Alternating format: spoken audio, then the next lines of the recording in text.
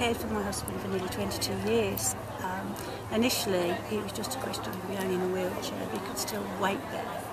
However, over the years, he's deteriorated. He's got multiple sclerosis. And in the last few years, he's really poorly now. And it got to the point that all the time, really, I was absolutely physically exhausted. And if I were unwell, I used to ring the doctor, and like most practices today, it's, well, we can't get you in today, however. Well, because I couldn't leave my husband, most of the time I didn't go to that appointment because there was no one to look after John in my absence. And so for a long time I sort of neglected myself, if you like. And then it got to the point where it just all sort of came in on me, and I was physically and mentally exhausted. I was crying a lot, and silly little things just seemed to get to me, basically. And all that time, John was still getting worse. But he didn't understand that almost. It's the old story, really. You think you're the only person that can look after your husband or partner the best. And by the same token, they think, well, only you know best because you know me well. And so this is what we went through. And so the last 2 years in particular has been very, very difficult. Emotionally as well. And then my husband's character has changed, his personality. So again, that bond seemed to go away as well, and I became not a wife anymore, a cook, cleaner, nurse. You mention it, and so our relation took quite a toll on that. And I'd say all this time, my health was deteriorating, and basically it was almost as if we were different people from when we first got married. I mean, people laugh and say, oh, your soulmate, but he was my soulmate. And then suddenly, not because he wasn't interested, but I think it's part of the illness, and I think there's a lot with disabled people, they look to themselves first, obviously. I mean, my husband, he can only move his head. So if he wants something, he wants it now, basically. So therefore, I began to get fed up with the sound of my own. And so, yes, there was times, I thought it was just me, but it wasn't. I mean, John was there. But the conversation, normal conversation, and we only ever talked about toilets and all the things connected with the medication. And it completely weighs you out. You just long to talk about something silly like a new dress or, it's so mean now. And so any aches and pains that you may have suffered just went on hold. Yeah. Literally went on hold. And then I had a really bad patch, depression, which I'm still on antidepressants. And my GP said, well, look, something's going on. Your husband is where now? He's just gone into a nursing home now in Droitwich. He's been there 3.5 weeks, and believe it or not, he absolutely loves it. And how do you feel? Initially I felt like I'd farmed him out. I felt very guilty. He's my husband, to death we do part and all that.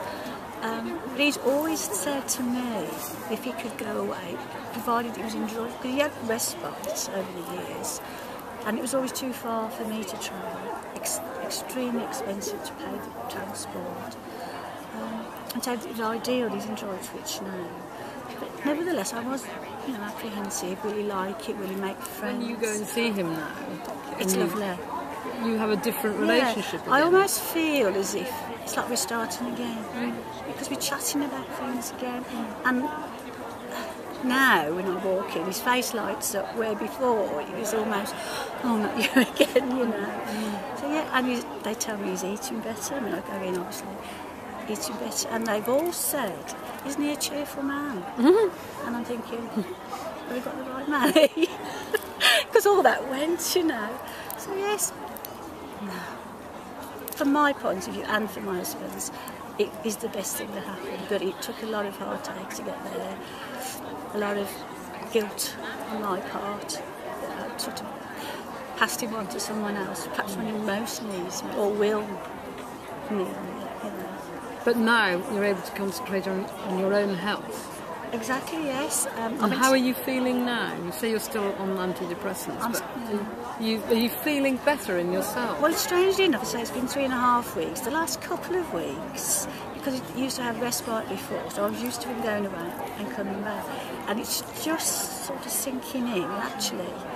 He won't be home this weekend or whatever, because it used to be awful when he came back, because there was no association at home, just me.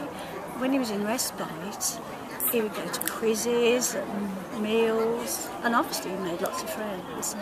And then when he came home... 2 years, you've now got a chance to rebuild your own life. Yes, I have, because it got to the point where friends would sort of not invite me, if you like, to go out, because they always knew that I would be able to make it. I couldn't get a sitter. Last year, another friend of mine, she's not here, she wanted to go on holiday. Well, I couldn't commit to a date because I have to get permission from social services for respite days. And in the end, she sort of said, well, look, I'm going to go with someone else. And that's okay, you know. But I didn't get a holiday. I mean, until 2 years ago, I went away for a week with my granddaughter because her partner died of cancer. And that was the first holiday I'd had for 19 years. So I was quite looking forward to going away last year as well, but it didn't happen. It doesn't matter. Because you can't just say, oh yeah, I'll book up next week or next month. You just don't know if you can get the dates and funding, because I have to be funded, you know. So all those sort of things, they go on the back burner because they're not priorities. When you've got someone at home who needs you 24/7, well, you can't just say, well, I'm off. I'm going out today for the day. I never go out for the day because I can never cover looking after John for long enough, you know, people. It's good. So are you able to plan now a little bit more? Oh, yes. I know you have to go and visit. I still visit. So what are your plans now? Do you have a... Oh, yes, as I was going to say to you, I've got a friend I've known for years, and we were talking for the other day, and I love history and everything. There's a talk all about it, and I'm just going to take me to it. Well, that would have been totally out of the question. I wouldn't have even been able to say, I'll think about it. I was instantly able to say, oh, I'd love to come, you know. And there wasn't, I've got to get back for John's medication, or I've got to do it. That wasn't a problem. And I'm so looking forward to it. I'm like a child, really. I seem, it's almost like suddenly I've got a big bag of toys, you know, and I can't pick up which one to choose, really.